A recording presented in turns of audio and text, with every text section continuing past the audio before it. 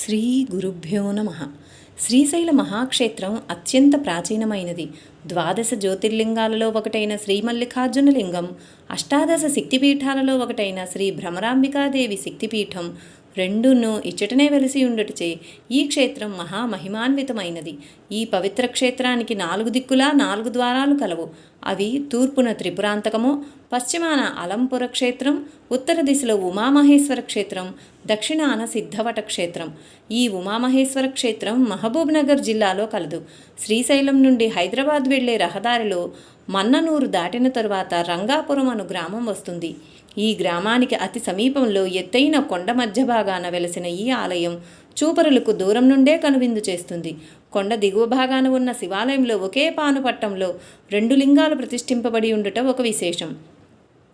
ఈ శివాలయానికి ఎదురుగా ఉన్న పెద్ద కోనేటిలో నీరు అంతంత మాత్రంగానే ఉంటుంది. కానీ ఈ కోనేటికి కొన్ని వందల అడుగుల ఎత్తున వెలసి ఉన్న ఉమామహేశ్వరం ఆలయ శిఖరంపై అంతకంటే ఎంతో ఎత్తులో ఉన్న కొండ గుహలో నుండి నీరు చిన్న ధారగా పడుతూ చూపరులను ఆశ్చర్యంలో ముంచుతుంది. ఇది మరొక విశేషము కాగా, ఈ క్షేత్రం యొక్క మరో విశేషం ఇది కుబేర స్థానమట. అందున లక్ష్మీ కటాక్షం కోరి నియమనిష్టలతో పూజలు చేస్తే అచిరకాలంలోనే ఆ దేవి అనుగ్రహిస్తుందట. అందువలన ఈ క్షేత్రానికి వచ్చే భక్తులలో ఉమామహేశ్వరుల దర్శనానికై వచ్చేవారు ఉంటారు, లక్ష్మీ కటాక్షం కోరి వచ్చేవారు ఉంటారు. స్వామివారు కూడా శిష్య సమేతంగా ఈ క్షేత్రాన్ని అప్పుడప్పుడు సందర్శించి శిష్యులచే ఉమామహేశ్వరులకు పూజలు చేయించేవారు. 65 సంవత్సరాలు పైబడిన నమశివాయ గారు తమిళనాడుకు చెందినవారు.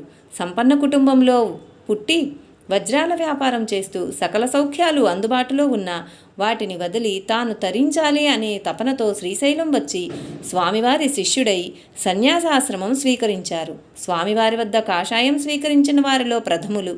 నమశివాయ గారికి ఏకాంతంలో గడపటం కంటే 10 మందితో కలిసి ఉండటమే మహా ఇష్టం. సంతృప్తిగా సాధన సాగిన నాడు సహజంగానే ఎంతో సంతసించేవారు. కానీ అతనికి అంతకంటే ఆనందం కలిగించే అంశం మరొకటి ఉండేది. స్వామివారిని దర్శించే భక్తులు సర్వసామాన్యంగా తమ కష్టసుఖాలు చెప్పుకొని వారి నుండి తగు సలహాలు స్వీకరిస్తుంటారు. అటువంటి వారిని పనిగట్టుకుని పలకరించి వారు అడగకపోయినా తనకు తోచిన సలహాలిస్తూ తనకు తాను సంబరపడటం అలవాటుగా మారింది. అయితే స్వామివారికి సహజంగా ఈ పద్ధతి నచ్చేది కాదు.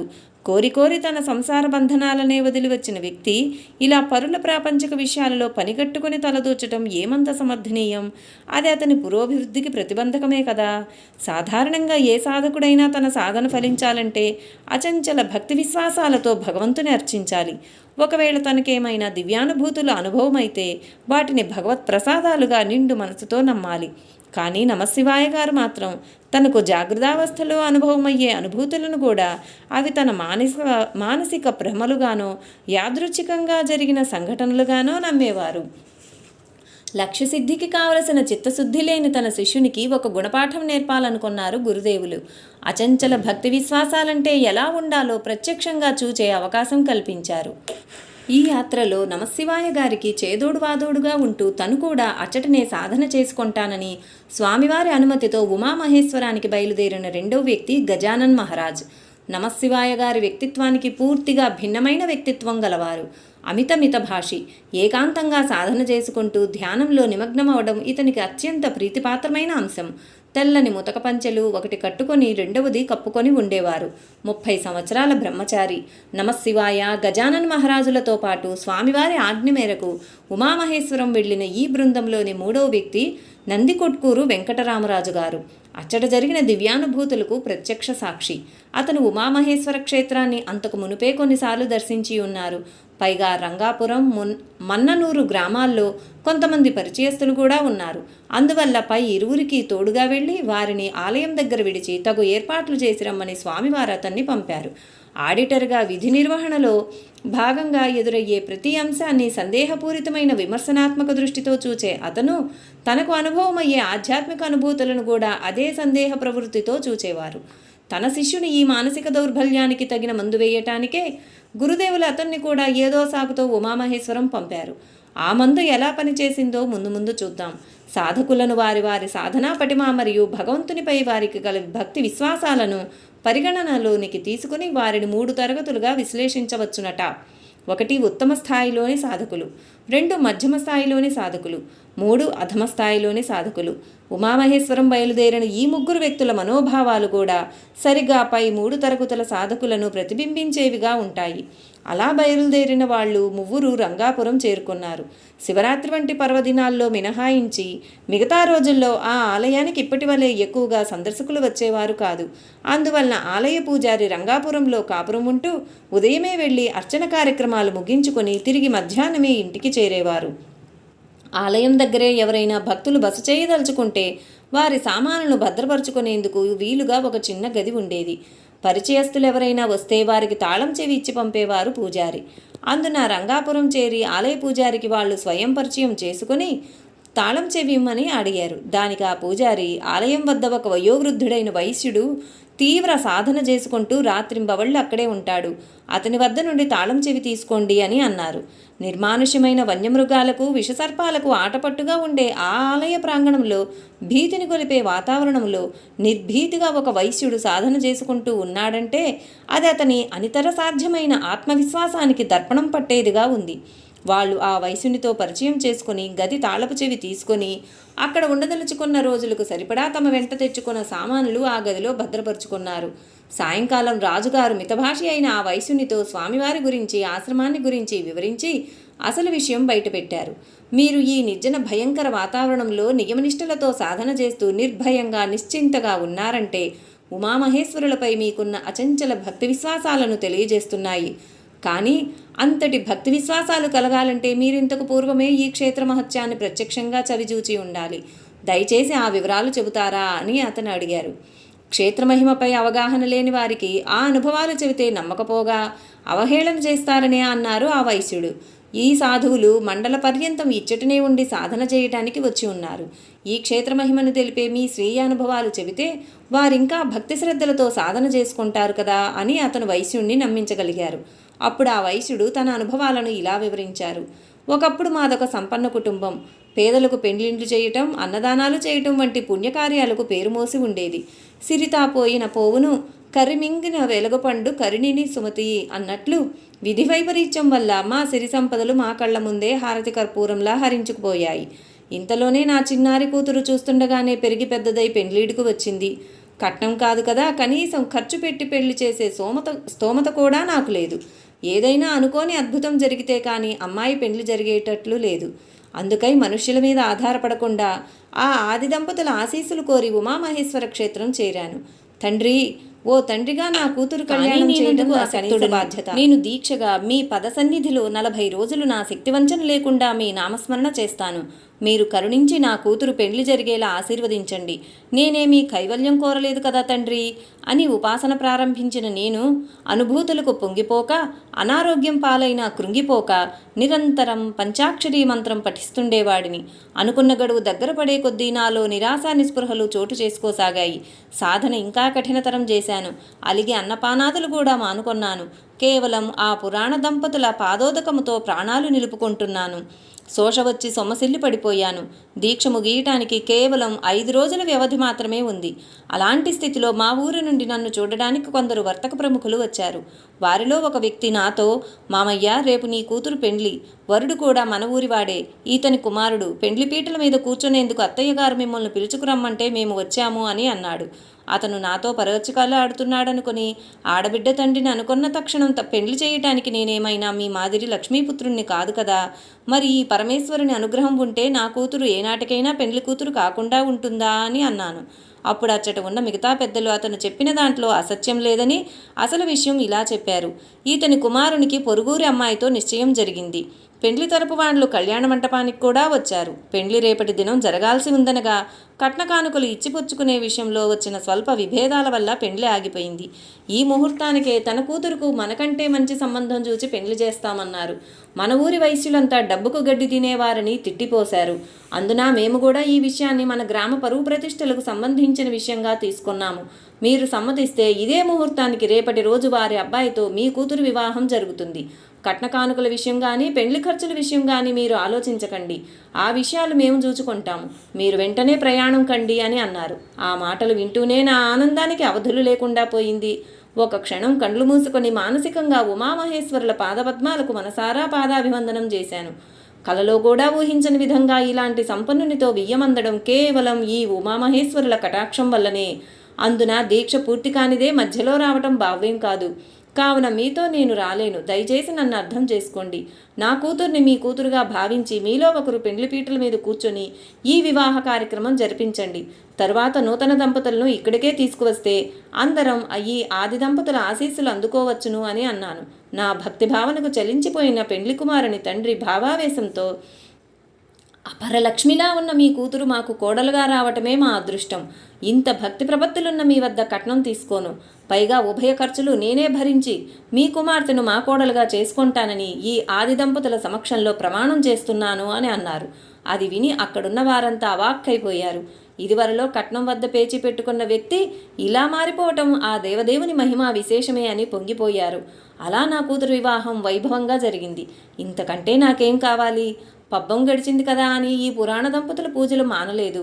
అందుకే వీలు చేసుకుని అప్పుడప్పుడు ఈ క్షేత్రానికి వచ్చి నా శక్తి కొలది సేవలు చేసుకుని నా శేష జీవితం ఆనందంగా గడుపుతున్నాను అని అన్నారు.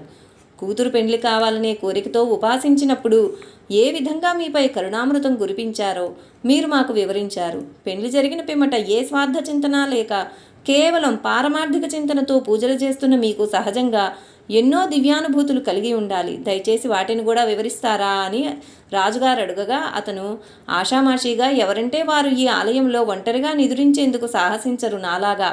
ఏదో ఒకరోజు ఏ రాత్రి సమయంలోనూ ఉన్నట్లుండి ఎవరో వేదమంత్రాలు చదువుతున్నట్లు స్పష్టంగా వినిపిస్తుంది. అలాగే గుడి లోపల ఎవరో మ్రోగిస్తున్నట్లు గణగణమంటూ ఘంటారావం వినిపిస్తుంది. ఆ విచిత్రం ఏమిటో చూద్దామని అరచేతిలో ప్రాణం పెట్టుకుని ఆలయంలోకి వెళితే అంతటితో ఆ ధ్వనులు అర్ధాంతరంగా ఆగిపోతాయి అని చెప్పారు.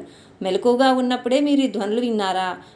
వినపడనట్లు రాజుగారి ప్రశ్నకు జవాబుగా, మీకు ఇలాంటి అనుమానం వస్తుందని నేను ముందుగానే అనుకున్నా మహానుభావ.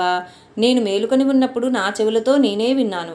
అలా ఏ పుణ్యమూర్తిలో ఎక్కడ నుంచో పరవశంతో చేసే ప్రణవనాదం కూడా వీణుల విందుగా వినిపిస్తుంది అని వైశ్యుల వారన్నారు. ఆ కొండలోయల్లో హోరుమని వీచే హోరుగాలిని ప్రణవనాదంగా ఈయన భ్రమించి ఉండవచ్చును కదా అని రాజుగారి సంశయం.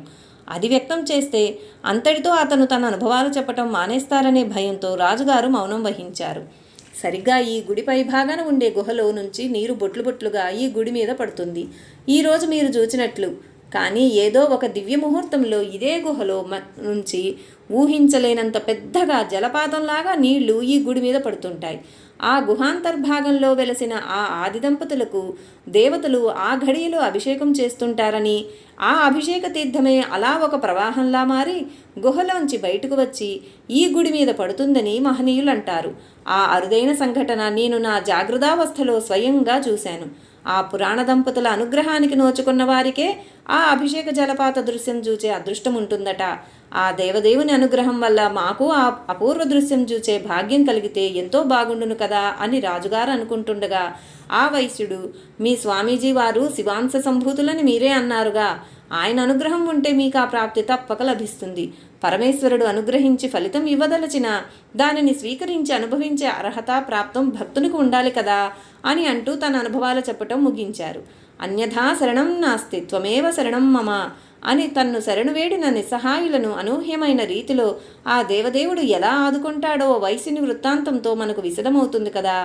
ఆ రాత్రి నిద్రపోయే ముందు వైశ్యుల వారు, రేపటి మీ కార్యక్రమాలేమిటి అని అడుగగా రాజుగారు, ఈ దేవాలయం అంతా బూజుతో ఉన్నది కదా, ఉదయమే అదంతా శుభ్రపరిచి అమ్మవారికి అయ్యవారికి అభిషేకం చేసి నేను మధ్యాహ్నం వెళ్ళిపోతాను. కానీ వీరిద్దరూ ఇక్కడ ఉంటారు అని చెప్పి అతను నిద్రకు ఉపక్రమిస్తుండగా ఆ రాత్రి 9 గంటల ప్రాంతంలో ఒక యువ దంపతులు అక్కడికి వచ్చారు. ఇది భక్తుడైన వాడు భగవంతునిపై అచంచల విశ్వాసముంచి ఎలా శరణాగతి పొందాలో అలాంటి భక్తునికు ఆ పరమేష్ఠి తోడు నీడై అడుగడుగునా ఎలా ఆదుకుంటాడో తెలియజేసే మరొక్క మధుర ఘట్టం. అంతేకాదు, పూజ్యపాదులు శ్రీ పూర్ణానంద స్వామి వారు ఆ పరమేశ్వరునికి ప్రతిరూపమే సుమా అని కనువిప్పు కలిగించే మరొక మహనీయ ఘట్టం. మన్ననూరు నుండి క్రూరమృగాలున్న అరణ్యంలో అడ్డదారిలో కట్టుబట్టలతో కాలినడకన ఆ దంపతులు వచ్చారు. ఆ ఇల్లాలి ఒడిలో పొత్తిళ్లలోని పసికందు ఉన్నాడు. ఈ కటిక చీకటిలో మీరేమి దారి తప్పి ఇటుగాని రాలేదు కదా అని సంభ్రమాశ్చర్యాలతో రాజుగారు వారిని ప్రశ్నించారు. సమాధానంగా, లేదండి, తెలిసే వచ్చాము. మాకు ప్రథమ సంతానంగా మగపిల్లవాడు జన్మిస్తే మీ సన్నిధికి వచ్చి ఒక రాత్రి నిదుర చేస్తామని ఈ ఉమామహేశ్వర స్వామికి మొక్కుకున్నాము. ఆయన కరుణించి ఈ పండంటి బాబును మాకు ప్రసాదించారు. అందున అనుకున్న ప్రకారమే ఈ రాత్రికి ఇక్కడ నిద్రించి మా మొక్కు చెల్లించుకుందామని వచ్చాము. నేను మన్ననూరులో వెటర్నరీ డిపార్ట్మెంట్లో ఉద్యోగిని అని ఆ యువకుడు చెప్పాడు. కొండకోనల్లో వెలిసిన ఆ ఆలయం శివరాత్రి లాంటి పర్వదినాల్లో మినహాయించి సర్వసాధారణంగా సాయంకాలం నుండే నిర్మానుష్యంగా ఉంటుంది. అలాంటి ప్రదేశానికి దైవం మీద ఎనలేని నమ్మకముంచి వచ్చిన ఆ భక్తులపై రాజుగారికి ఎంతో అభిమానం ఏర్పడింది. అందున వారు గుడిలోనికి వెళ్ళి దైవదర్శనం చేసుకుని తిరిగి రాగానే తాము తెచ్చుకున్న వాటిలో ఒక జంబుకాణము, ఒక బెడ్షీటు ఇచ్చారు. వారు వాటిని పరుచుకుని నిద్రకు ఉపక్రమిస్తుండగా తమ వద్దనున్న ఒక బిస్కెట్ ప్యాకెట్టు, కొంత మిక్చర్ కూడా ఇచ్చారు. వారింకా అవి తింటుండగానే తమ వద్దనున్న పాలపొడితో కాఫీ కూడా తయారు చేసి ఇవ్వగా వద్దనకుండా ఆ దంపతులు స్వీకరించారు. సపర్యలు చేసిన చనువుతో రాజుగారు అతన్ని, బాబు, ఇప్పుడు చెప్పండి, మీరు ఈ రాత్రికి ఇక్కడ నిద్రించి మొక్కు చెల్లించుకోవడానికే వచ్చామన్నారు. చాలా సంతోషం, కానీ నాదొక చిన్న సందేహం. నిర్మానుష్యమైన ఈ ఆలయానికి ఇంత రాత్రి వేళ అడవి మార్గంలో పస్తుండి కూడా మీకు తోడుగా ఎవరినైనా ఎందుకు తెచ్చుకోలేదు? స్వీయ రక్షణకై చేతిలో కనీసం ఒక కర్ర కానీ, టార్చ్ లైట్ కానీ, పరుండటానికి అవసరమైన బట్టలు కానీ లేకుండా ఎందుకు వచ్చారు అని అడుగగా దానికి ఆ యువకుడు సూటిగా సమాధానం ఇవ్వకుండా ఇలా ఎదురు ప్రశ్నను వేశారు. మీరెవ్వరు, ఇచ్చడికి ఎందుకు వచ్చారు, ఎప్పుడొచ్చారో ముందుగా చెప్పండి అని అడిగారు. అందుకు రాజుగారు, మేము సున్నిపెంటలోని స్వామి శ్రీ పూర్ణానందుల వారి శిష్యులం. ఇచ్చట వీరిద్దరూ ఒక మండల కాలం దీక్షలో ఉండమని ఆదేశించి ఆ స్వామివారే వీరిని ఇక్కడకు పంపారు. వారికి ఆలయానికి దారి చూపటానికే నేను వారితో కలిసి ఈ సాయంకాలమే ఇచ్చటికి వచ్చాను అని అన్నారు. మీ ప్రశ్నలకు నేను సమాధానం ఇచ్చాను కదా, ఇప్పుడు నేను అడిగిన ప్రశ్నలకు మీరు సమాధానం చెప్పాలి అని అతను అనగా దానికి ఆ యువకుడు మందలింపు ధోరణిలో, చూడబోతే చదువు సంస్కారం ఉన్న వ్యక్తిలాగే ఉన్నారు, పైగా ఒక స్వామీజీకి శిష్యుడినని అంటున్నారు, కానీ మతిలేని మనిషి వలె ఇలా ఎందుకు అడుగుతున్నారో నాకు అర్థం కావటం లేదు. శివునాజ్ఞ లేనిదే చీమైనా కుట్టజాలదనే సామెత మీరు వినలేదా?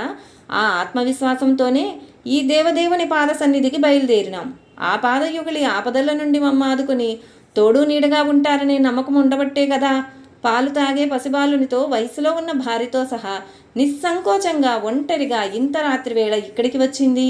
స్వీయ రక్షణార్థం చేతికర్రనో టార్చ్ లైట్నో వెంట తెచ్చుకోవడం అంటే మమ్ము కాపాడతాడని నమ్మిన శంకరుని శక్తినే శంకించినట్లు కాదా?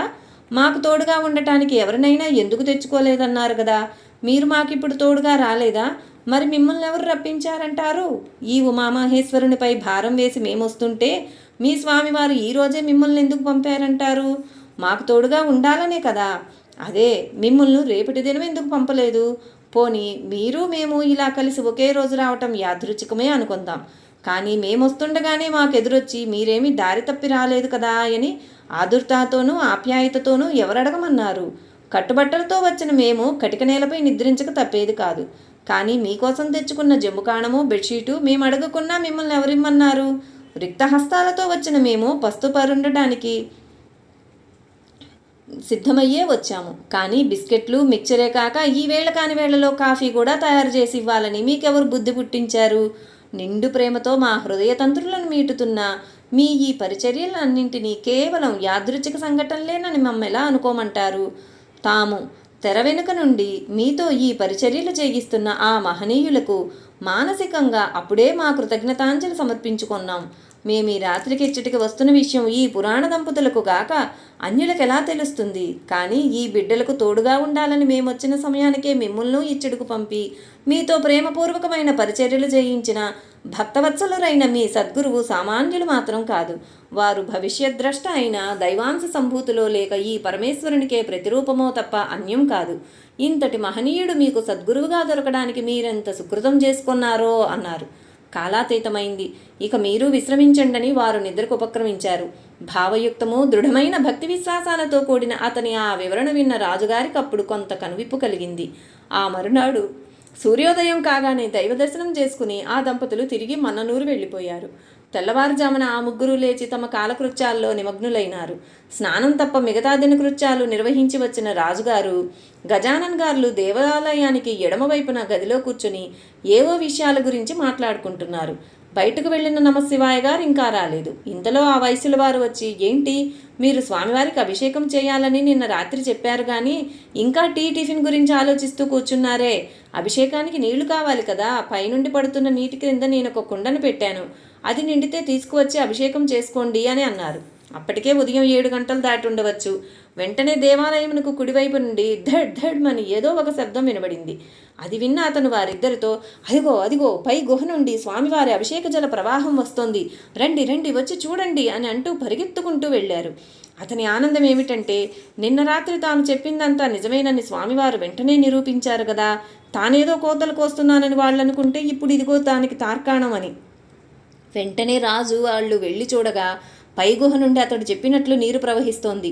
వెంటనే దత్తోపాసకుడైన గజానన్ గారు తాను కట్టుకున్న ముతక పంచితో ఆ జలధార క్రింద దత్తగురు అని అంటూ ధ్యాన నిరతుడై కూర్చున్నారు.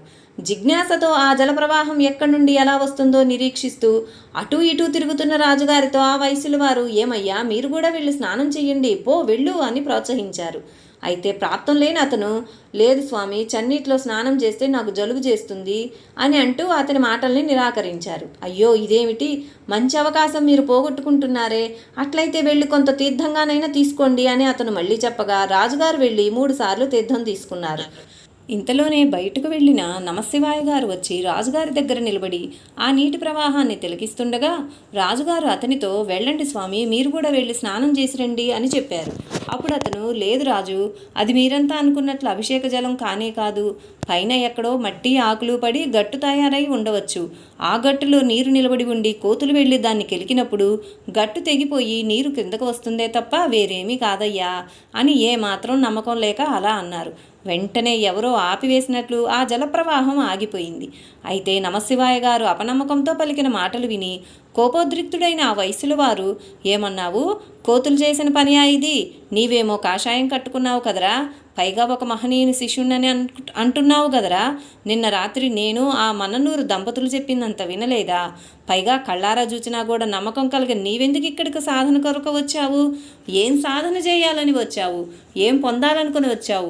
నీవిక్కడొద్దు, పో, ఇక్కడి నుండి వెళ్ళిపో అని కఠోరంగా తిట్టడం మొదలుపెట్టారు. అది విని భరించలేక రాజుగారు, పోని స్వామి పోని, శాంతం శాంతం, అతనికి తెలియక అన్నారు, క్షమించండి స్వామి అని అంటూ అతన్ని శాంతపరచడానికి ప్రయత్నించారు. కానీ అతను తిడుతూనే ఉన్నారు.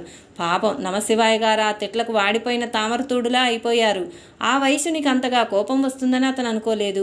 ఇష్టం లేకపోతే స్నానం చేయకుండా ఊరుకుంటే బాగుండేది, అనవసరంగా నోరు జారి చీవాట్లు తినాల్సి వచ్చింది అని అనుకుని ఇంకా అతని కంటికి కనబడకుండా ఎలాగైనా అక్కడి నుండి బయటపడడానికి రాజుగారితో కలిసి అతను అక్కడికి ఒక ఫర్లాంగు దూరంలోనున్న ఒక చిన్న గుండంలో స్నానం చేయడానికి వెళ్ళారు. అప్పటికే ఉదయం 9 గంటలయింది.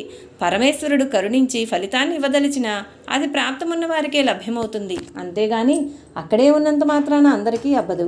ఆ విషయం ఆశ్రమం నుండి అచ్చటికి వెళ్ళిన 3 వ్యక్తులు ప్రవర్తించిన తీరు వల్ల మనం అర్థం చేసుకోగలం. స్నానానంతరం తిరిగి వచ్చిన వారిద్దరూ ఆకలి తట్టుకోలేక స్వామివారికి అభిషేకం చేయకముందే తాము తీసుకువచ్చిన గోధుమ పిండితో చపాతీ చేసుకోవడానికి కూర్చున్నారు. చపాతీ చేయడానికి కూర్చున్న రాజుగారి తల నుండి పిండిలో నీరు పడుతుండగా అతను గదికి వెళ్ళి తలదూకొని వస్తానని వెళ్ళారు. ఇదేమీ పట్టించుకోకుండా ఆ జలధారలో స్నానం చేసి గదికి వెళ్ళి ధ్యాన నిమగ్నులైన గజానన్ గారు ఇంతలోనే తన ధ్యానం ముగించుకున్నారు. గదికి వెళ్ళి రాజుగారు తలదువ్వుకుంటుండగా ఎక్కడి నుండో తమ తల మీదకు విమానం వస్తున్నట్లు ఒక రకమైన హూంకారం వినబడింది. అదేమిటో చూద్దామని బయటకు వెళ్ళిన గజానన్ విభ్రాంతుడై పరిగెత్తుకుంటూ వచ్చి, రాజుగారు రాజుగారు, వస్తున్నాయి వస్తున్నాయి, పెద్ద పెద్ద తేనెటీగలు వస్తున్నాయి, వెంటనే తలుపులన్నీ మూసేయండి అని అంటూ తలుపులన్నీ మూసేశారు. అయితే ఆకలితో అలమటిస్తున్న నమశివాయ గారు వాయువేగంతో తేనెటీగల గుంపు వచ్చినప్పుడు ఆ చపాతీ పిండి దగ్గర కాపలా ఉన్నారు. కక్ష తీర్చుకుంటున్నట్లు ఒకేసారి ఆ తేనెటీగల గుంపు అతన్ని ఆపాదమస్తకం చుట్టుకొని కుట్టడం మొదలుపెట్టాయి. క్షణంలోనే అతనికి తన శరీరం కాలుతున్నట్లు అనిపించింది. ప్రాణరక్షణార్థం అతను అమ్మో అయ్యో అని పెద్దగా అరుస్తూ దేవాలయం చుట్టూ పరిగెత్తారు. అయినా లాభం లేక గర్భగుడి చుట్టూ తిరిగారు. అతనేమి చేసినా తేనెటీగలు మాత్రం వదలకుండా గుంపులు గుంపులుగా వచ్చి అతన్ని కుడుతూనే ఉన్నాయి. ప్రాణాంతకమైన అతని అరుపులు విని రాజువాళ్ళు గది తలుపులు తెరవడానికి ప్రయత్నించగా తెరిస్తే ఒకేసారి లోనికి వస్తామన్నట్లు తేనెటీగల ఆ తలుపులను కప్పి ఉన్నాయి. అయితే ఇందులో చిత్రాతి చిత్రమైన విషయం ఏమిటంటే, ఒక తుండుగుడ్డ మాత్రం కట్టుకున్న అచంచల భక్తుడైన ఆ వయసుల వారు ప్రాణరక్షణార్థం విలపిస్తూ అటూ ఇటూ పరిగెడుతున్న నమశివాయ గారిని, మంచి పని అయింది, నిన్నిట్లా కాదు శిక్షించవలసింది, ఇంకా కొట్టాలి, నిన్నింకా కొట్టాలి, ఏమన్నావు, కోతులు కెలికాయనా, ఇప్పుడు ఎలా ఉంది, కుట్టు, వీడినింకా కుట్టు అని ఆవేశంతో అంటూ అతని వెంట తిరుగుతూనే ఉన్నారు. కానీ కనీసం ఒక్క తేనెటీగ కూడా అతన్ని కొట్టలేదు. ఇంకా లాభం లేదు. దీనితో తాను మరణిస్తాననుకున్న నమశివాయ గారు చివరకు శివ శివ అని వేడుకుంటూ 400 మెట్లున్న ఆ దేవాలయం క్రిందకు పరిగెత్తారు. దాదాపు 200 మెట్లు దిగేసరికి అతను శక్తిహీనుడై పడిపోయారు. దానితో అతను కట్టుకున్న పంచె కూడా ఊడిపోయింది. దిగంబరుడైన అతను అక్కడి నుండి చాలా కష్టపడి లేచి నిలబడి 2 చేతులు పైకెత్తి జోడించి పూర్ణ శరణాగతుడై శివా శివా అని మొరపెట్టుకున్నారు. అదేమి మాయో, క్షణంలో ఆ తేనెటీగల గుంపు వచ్చినట్లుగానే మాయమైంది. క్రింద నుండి నమశివాయ గారి ఆర్తనాదం విన్న రాజు వాళ్ళు తలుపు తెరిచి చూడగా ఆ ప్రాంతంలో ఒక్క తేనెటీగ కూడా లేదు. వారిద్దరూ క్రిందకు పరిగెత్తొస్తుండగా నమశివాయ గారు చేతులు కాళ్లతో దోగాడుతూ నిదానంగా ఒక్కొక్క మెట్టెక్కుతూ పైకొస్తున్నారు. తేనెటీగల విషం వలన అతనికి విరోచనాలు మొదలైనవి. అయితే ఇంత శిక్ష అతను అనుభవించినా కూడా ఆ వయసుల వారు మాత్రం ఆపకుండా అతన్ని ఇంకా చీవాట్లు పెడుతూనే ఉన్నారు. నమశివాయ గారి అతి దయనీయ స్థితి చూచి బాధతో రాజుగారు ఆ వయసునితో, స్వామి క్షమించండి స్వామి, మీకున్న నమ్మకం అతనికి లేకపోవచ్చు. ఒక మనిషి ఇలాంటి అవస్థలో ఉన్నప్పుడు కాస్త సంయమనం పాటించాలి కదా. ఇప్పుడు అతను ఒక గుణపాఠం నేర్చుకున్నారు. ఇంకా అతన్ని తిట్టబోకండి. 1 మండల కాలం అతను ఇక్కడ మీతో ఉండవలసిన వారే కదా. క్షమించండి. ఇతను ఇలా ఉంటే ఏ నిమిషంలోనైనా చనిపోతాడు. కాబట్టి ఈ దీనావస్థలో ఏమైనా ఉపాయం ఉంటే చెప్పండి స్వామి అని అతన్ని శాంతపరుస్తూ అడిగారు. రాజుగారి ఆ హితవచనాలతో శాంతపడిన అతను, ఏమున్నది, తేనె దొరికితే దాన్ని ఒంటి నిండా పూస్తే విషం తగ్గుతుంది అని ఉపాయం చెప్పారు. అమ్మయ్య, స్వామీజీ బ్రతికించారు అని అనుకొని వాళ్ళు సర్వజ్ఞులైన స్వామివారు వాళ్ళు బయలుదేరే ముందు ఆదేశించినట్లుగా తమతో పాటు తీసుకువచ్చిన తేనెంతా అతని ఒంటికి పూశారు. అప్పటికే పూర్తిగా వివసులైన నమశివాయ గారిని గజానన్ రాజుగారులు ఇరువైపులా పట్టుకొని పైకి ఆలయం దగ్గరకు తీసుకువెళ్ళి పడుకోబెట్టారు. అతని ఆపాదమస్తకం ఉన్న తేనెటీగ ముళ్లను బయటకు తీశారు. అంతలోనే మేకలను కాస్తున్న పిల్లలు వస్తే వాళ్లకు డబ్బిచ్చి గుండం నుండి నీళ్లు తెప్పించి టిఫిన్ టీ కార్యక్రమం అంతా మానుకొని అందరూ కలిసి అమ్మవారికి అయ్యవారికి అభిషేకం చేశారు. దానితో జీవోత్సవంలా ఉన్న నమశివాయ గారి పరిస్థితి కొంత మెరుగైంది. అభిషేకానంతరం గజానన్ గారు నమశివాయ గారికి కొంత ప్రసాదం తినిపించారు. మధ్యాహ్నం అయ్యేసరికి అతను చాలా వరకు కోలుకున్నారు. అతని ఆ ప్రమాదావస్థను చూచిన వాళ్ళెవ్వరూ కూడా అసలు అతను ఇంత త్వరగా లేచి తిరుగుతారనుకోలేదు. మధ్యాహ్నం తిరిగి హటకేశ్వరం స్వామివారి వద్దకు వెళ్ళడానికి తయారైన రాజుగారితో భయభీతులైన నమశివాయ గారు, నేనింకిక్కడ ఉండలేను, నేను కూడా మీతో వస్తానని దయనీయంగా అనగా అతను, లేదు లేదు స్వామీజీ, నన్ను మీ ఇద్దరినీ ఇక్కడ వదిలి రమ్మని చెప్పారు. కావాలంటే నేను నీ గురించి వారికి తెలుపుతాను. వారు మిమ్మల్ని తీసుకురమ్మంటే నేను మళ్ళీ వస్తానని ఓదార్చారు.